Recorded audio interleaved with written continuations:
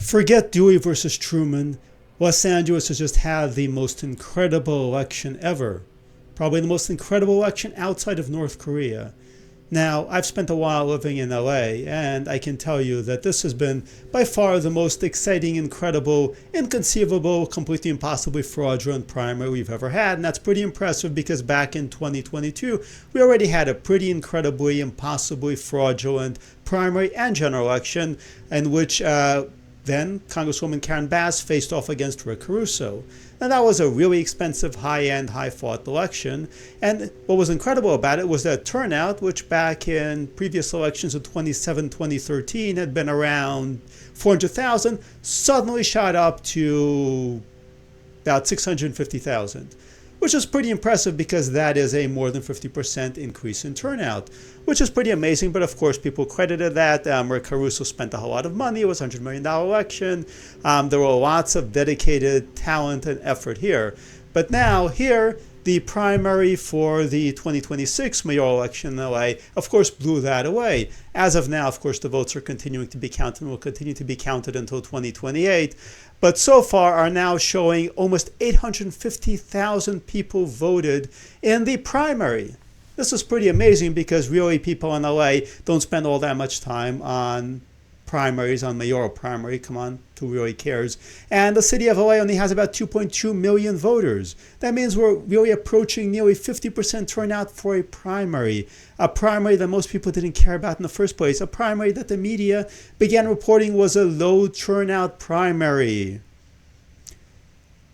Now, to make this even more incredible, Karen Bass, despite having, I think, a 61% unfavorable rating, 31% favorable rating, well, there was just a whole lot of people who turned out to vote for Karen Bass, the woman who let LA burn while she was off in Africa, and had a unfavorability rating right up there with Rotten Fish, the wonderful freeway system. Yet somehow, incredibly enough, Karen Bass managed to rack up a whole lot of votes. She finished number one, and we had unprecedented turnout because people apparently were just coming out to vote for Karen Bass. Now, of course, this became even more incredible when Nita Raman, a councilwoman who'd spent less time in LA than I had, significantly less time, who nobody had been paying any attention to, somehow began capturing 40% of all the late arriving ballots. Now, this was before that a Karen Bass specialty because Karen Bass lost on election night in 2022 for the primary. She lost on election night for the general, and then somehow, incredibly enough, Karen Bass, of course, became the winner by way of late arriving ballots, all of which, of course, in the majority broke for her. Okay. This time around, of course, Raman, a woman whom nobody had ever heard of and nobody would know why they would want to vote for her, suddenly was picking up 40% of the ballots. This is pretty incredible because you have the third place candidate in an election who suddenly is zooming past not only the second place candidate, but is picking up more ballots than the first place candidate from her own party. Now, we've been told in the past Democrats are favored by late arriving ballots because Democrats are just too lazy to go to the polls or to vote in any kind of timely fashion. So, of course, their ballots all arrive late and in huge batches and all sound the same and don't have signatures and, Okay, now that was the argument for Karen Bass. But this time around, the late ballot drops favored a third place candidate. It wasn't just a case of Democrats vote late. It was Democrats who support the candidate that it lost in the election, but who have contrived a way to make that candidate into the second place winner to marginalize any kind of political opposition. Well, those are the people who vote late and, of course, without signatures and while only showing their gym membership card. What are you going to do?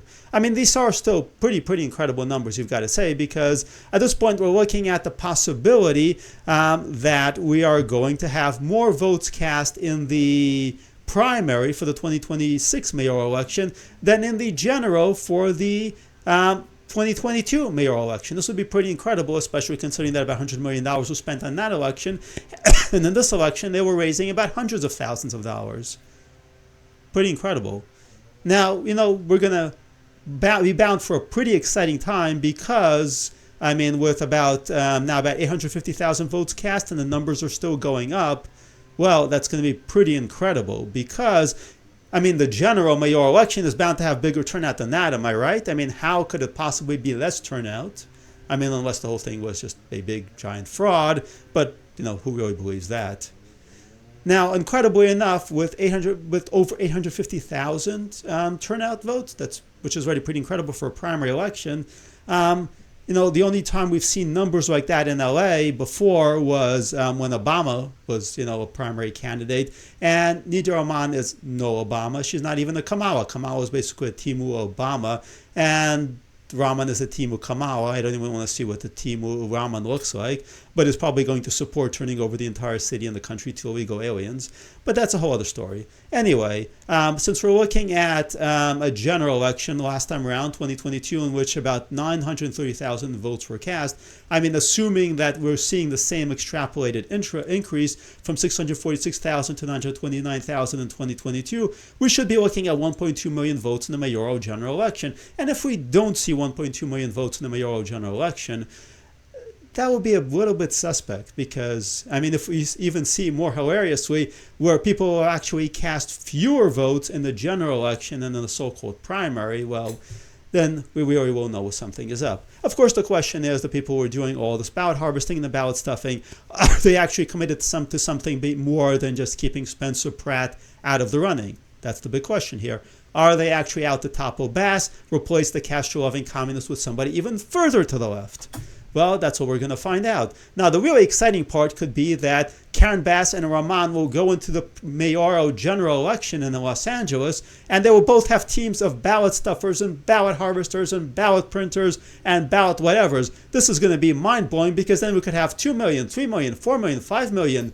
It's a city with only 2.2 million voters, but who gets hung up on things like that? We'll have experts show up to explain to us that this is, of course, completely entirely normal for 5 million people to cast votes in a city with 2.2 million voters. They're already explaining to us that it's completely normal for the third place candidate who lost her own district to somehow capture 40% of all the late arriving ballots. It's pretty incredible stuff.